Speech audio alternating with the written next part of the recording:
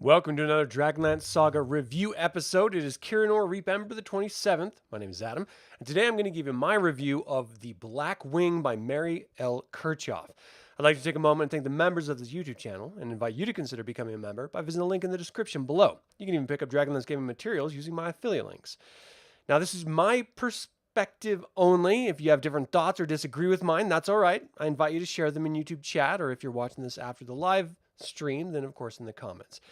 The way these will work is I'm going to give you my pre-written review, which I wrote as I was reading it. And then afterward, if you have any comments or anything, we can just sort of bandy back and forth and just sort of chat a little bit about the novel or whatever you guys are putting in the comments. That's kind of it. So let's get into it. Hey, Jeff, how you doing, man? Yeah, I did enjoy it, though it had some failings. I'll get into it. So we begin the tale with Cassantha sitting in Xak Tsaroth, reading Fistandantilus' spellbook. She grows bored and begins reflecting on her life and resenting her being stationed here as guard to a staff that she isn't even supposed to look at. She did transform into a mouse and saw the staff, but she was unimpressed by it. And then we go back in time to when she was first awakened from her sleep before the war. Cassantha was awoken by two Niffids who needed her help to rescue their last female Niffid named Dela. Apparently humans caught her as she was dying, or she's dying because they caught her, I should say. The two Niffids are Jode and Dela's father. I'm rushing through this. Jode is Dela's father, and Cadigan, Dela's betrothed. So Cassantha is groggy and in a completely sour mood for being woken prematurely. She expected Takesis to wake her, so she refuses to help them and threatens them instead. Then they leave her be as she is unable to use her atrophied arms and wings to climb out successfully, so she tries and fails and falls back down, hurting herself. They end up lifting her out of the hole with magic from an artifact named Manus. This object feeds power to Dela when she uses it, but it can be used by others as well. Now, they feed and bandage Cassantha's wounds from trying to leave the cave earlier, and she is still obstinate, but eventually sort of relents. They trade knowledge of Krynn, which is a shape-shifting mental technique. It's not very magical. It's more of like a psionic thing almost. So it's a very Zen-like practice that Cassantha doesn't take kindly to at first, and as months pass, they finally realize that they have to go after Dela or else she's going to die. So Khisanth transforms into a human with the use of this Krynn, and finally adopts her name as Onyx. She's met by an old woman who takes her to an inn. In the inn, she meets Led, the man who took Dela, and is planning on selling her for a fortune. Onyx pretends to be a magic-using mercenary and joins Led's band. They end up sleeping with each other, and Onyx dreams of having Led ride her into battle. Not that way. Believing it to be an omen from Takesis. They spoke of joining the fledgling dragon armies together as rumors have sprung up, and Onyx likes the idea. She goes to rescue Dela, who is locked in a wagon they're escorting, but she's caught by the lieutenant Yoshiki Toba, who Onyx traps in the Manus globe itself. Led is furious that he's gone, though they continue traveling to Krynn since they can't find him. They come across a band of Knights of Solamnia led by Sir Harold Stippling, who demands to see what's in their wagon. Of course, they refuse, which leads to a standoff. The standoff lasts a couple of heartbeats, and Led attacks the knight's horse, and pandemonium and outright battle ensues. Near the end of the battle, Onyx burns a knight in his armor with magic who runs off, and an ogre jumps off of a cliff onto the wooden cart in order to join in the fray, but busts up the cart instead, revealing Dela the Niffid sick and dying. Now, one of the drawbacks about these Niffids is that when humans see them, they are magically drawn to them to try to save them. Kind of like every man ever with any female. It's just the most tropey of tropes. So the Knight of Solamnia goes to save her and is, of course, electrocuted, but this electrocution comes from their very life force, and that was the last of Dela's, so she dies. Now, of course, Dela's father, who cannot bear seeing the death of his only child and the last female of their species, he dies of sadness as well. Led is infuriated for having lost his chance at gaining so much money, and as they mop up the rest of the knights, Onyx goes after the knight who ran away. She catches him and scratches his face, leaving these 3 massive scars, but he literally punches her in the nose and knocks her out. So the night flees, and no one knows where Onyx went, and the surviving brigands leave. Onyx wakes infuriated, and after Led abandoned her, she wants revenge. And then the last Nephid tells her what happened to Dela and blames Onyx. Then he dies, returning his energy to the source, as he says. Onyx shifts to a dragon again and hunts them, eventually eating Led. Then she travels the land for years, finding a nice lair in a swamp. She's attacked by another black dragon, who she learns is named Talon. Talon regularly does this to get others' treasure hoards, and as Onyx trails him, she discovers an ancient dragon named Taros, or Pitch, as humans call him. He is old and afraid and wants to be left alone. He actually fought in the Third Dragon War, but he was really young and he didn't really contribute that much to it. Cassantha believes that she can reawaken his lust for life, and they blood mingle, which bonds the two together. It's basically like blood brothers. I don't know if you guys ever did that when I was a kid. I know I did. You just cut yourselves and then put the wounds on each other, and like there's supposed to be some mystical connection between them.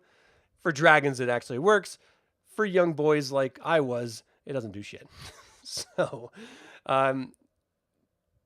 ultimately, Taros will teach Cassantha ancient magic, which helps her a great deal, and she promises that she's going to try to reinvigorate him and get his lust to be a dragon back. He doesn't even want that.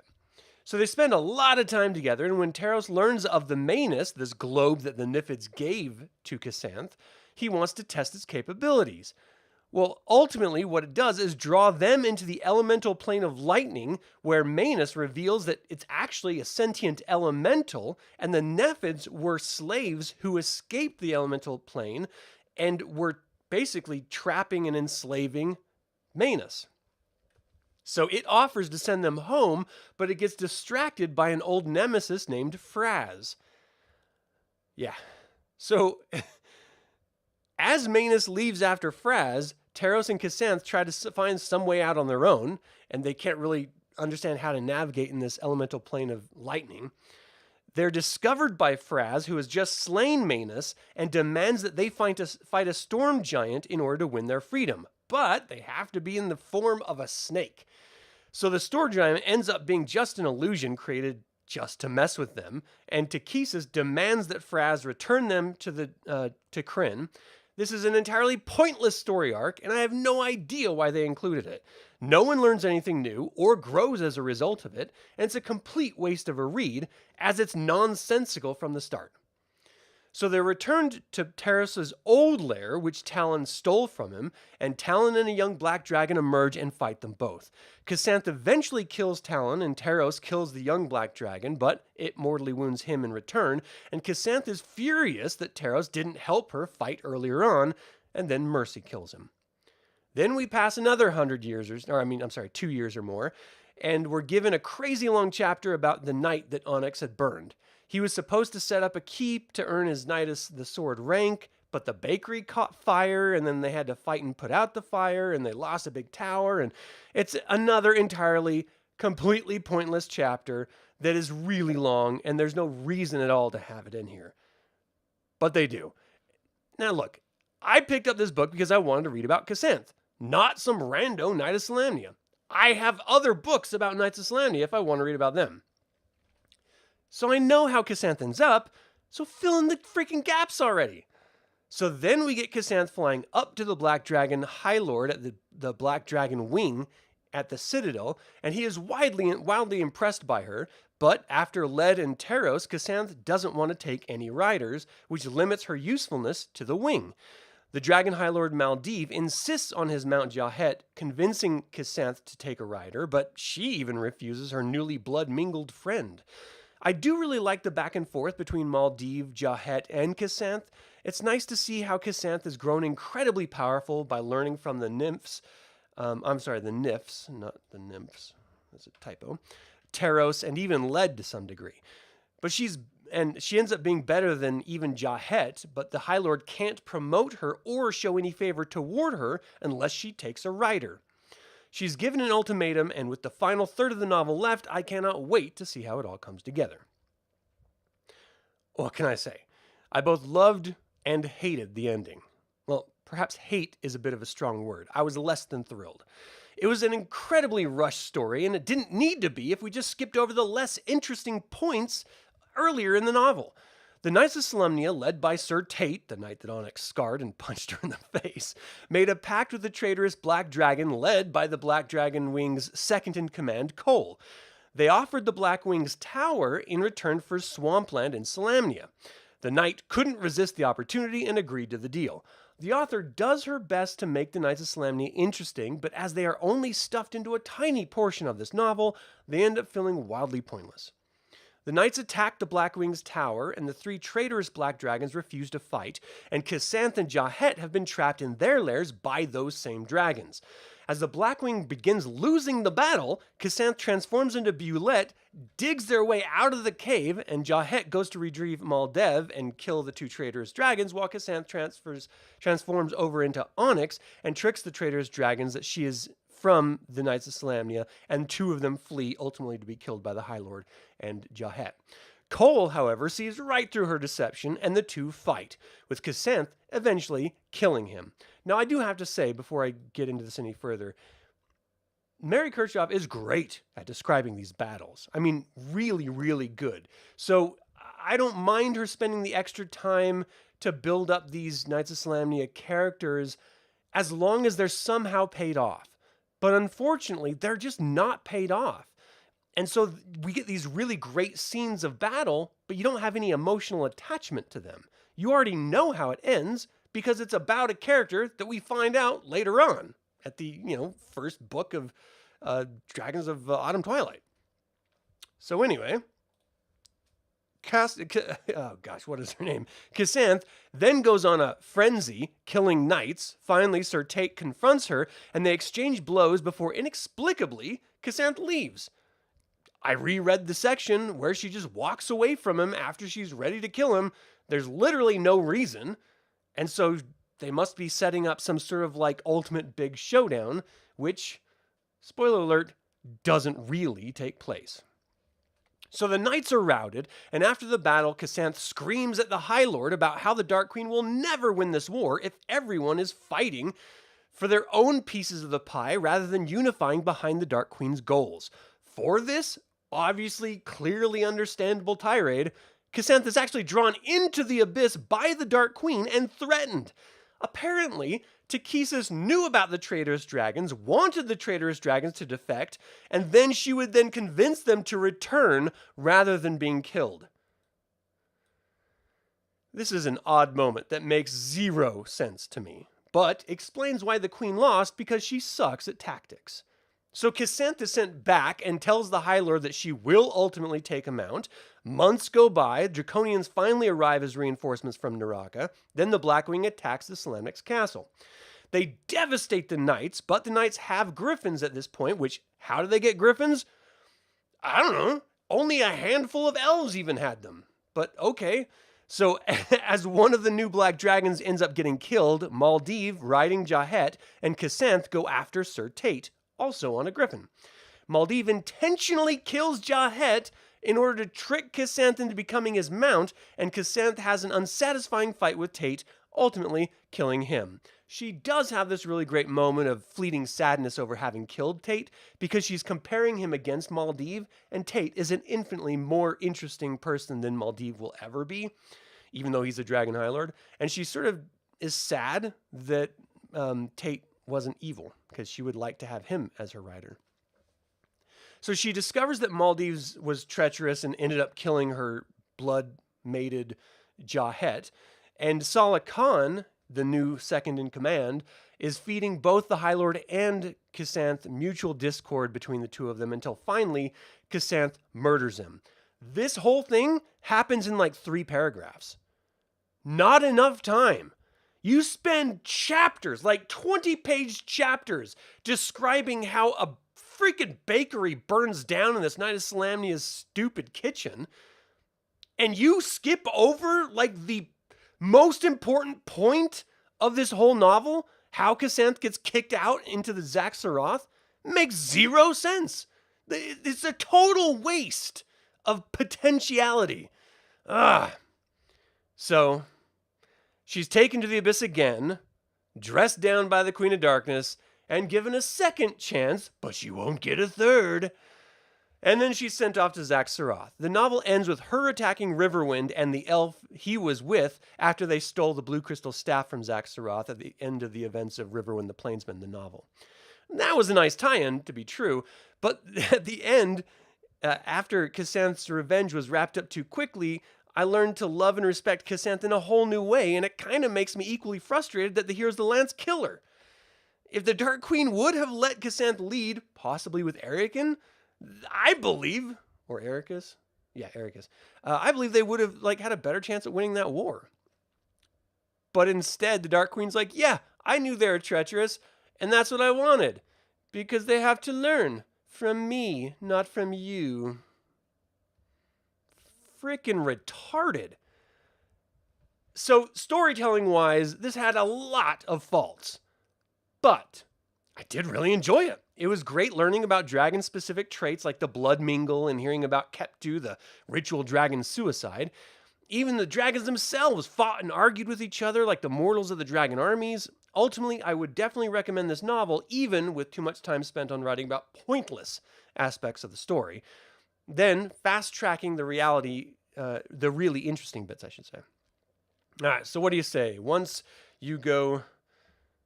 I can't even read that, dude. Hey, Albert Witch, thanks for tuning in. Once you go Cloaca, you never go back, or so you've been told. I don't know what that means. It's like Bloody Mary. No, but the other childhood necromantic, right. Okay. Fluff chapter, definitely was a fluff chapter. The commercial in the middle of a live YouTube. What? Oh, you got a commercial. I didn't think this was going that long. It shouldn't have been. Those are set to be almost like half an hour, not 15 minutes. Since when does the Dark Queen ever make sense? Let steal Krynn. Okay. You're right. I mean, the Dark Queen consistently makes bad choices, which really makes me wonder how she can be an omnipotent god when she is so bad at being bad. Like really bad at it. I don't know. Like, if I was a bad guy, I would not look to the Dark Queen as an example of someone to worship. She fails at everything. Like, there's supposed to be a balance in Dragonlance, right? So she should be winning sometimes, but she never wins. She just gets her tuchus kicked. Are you agree? You thought Mary made the flow easy, the book went quick? Yeah, I think so. Since when does it... Okay, let's see exactly. First book with a dragon having a POV. Yeah, so for that aspect alone, I really did appreciate this book. And I did have fun reading it. I really learned to love Cassanth. And especially after we only got a chapter and a half of her in Dragon's Dawn Twilight. And so she seemed like a throwaway bad guy. How could a brand new adventuring group, even though they weren't really brand new, go into a dungeon and defeat a dragon?